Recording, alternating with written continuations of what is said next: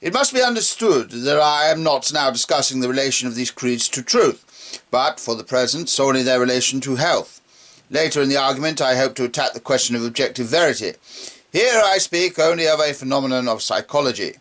I do not for the present attempt to prove to Hegel that materialism is untrue, any more than I attempted to prove to the man who thought he was Christ that he was labouring under an error. I merely remark here on the fact that both cases have the same kind of completeness and the same kind of incompleteness. You can explain a man's detention at Hanwell by an indifferent public by saying that it is the crucifixion of a God, of whom the world is not worthy. The explanation does explain.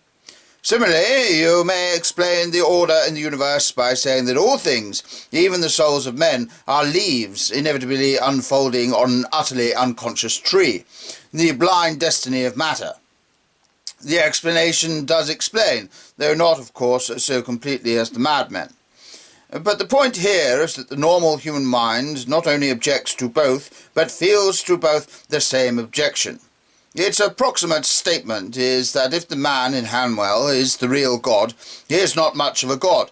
And similarly, if the cosmos of the materialist is the real cosmos, it is not much of a cosmos. The thing has shrunk, the deity is less divine than many men, and, according to Hegel, the whole of life is something much more grey, narrow, and trivial than many separate aspects of it. The parts seem greater than the whole.